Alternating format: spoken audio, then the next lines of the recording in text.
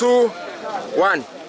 Kithi phahla nangu upocha futhi kade kula labo lezingane zabaleka zawutshelena bathoni nayo ilanga ngithi upocha bafazi basodidini bakhangele bakhapha amajilo ozophuza anja kwasekuyanu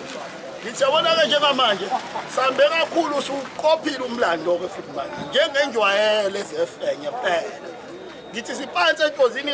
sicela ukudonsa Bhejane asikho phansi sadonsela eJozini la sikhona ke manje siselonje ezefenye selonje la befike izoshintsha khona zigaxe senze yonke into ehlobo umthetho wethu siyakagatsheni la singiwa siselonje nje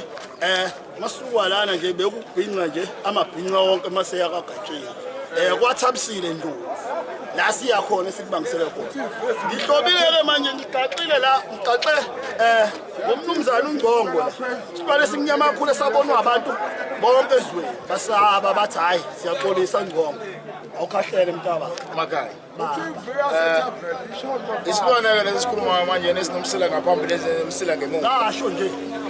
ngasho Usidwethu usitoba sedikazi. ngasho nje Ake ngithi ukuqoqa kancane inkulumo nje boseshilo umuntu amakhanya ukuthi lana size emcimbini wentombi emuliswayo.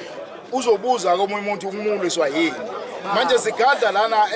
esigabeni sokumuliswa intombazana vele kumcimbi kayezi ukuthi ayimulise eyinyusele esigabeni sokuthi uzotshela insizwe namhlanje nginentombi mina lekhaya mina sengawakho umuzi omuntu njengamanje yena ke sijoke kakhulu sisuka ezintabeni zasembumbulu sezikhona la eJozini manje yena sizoyinyusela kwesinye isigaba lento mhlawumbe namanje ngathi ishonile ngisinomkhonyana njengamanje ake ngihlale phansi bafowethu ngiyabonga kuleyo ndawo ngithi wonke umcimbi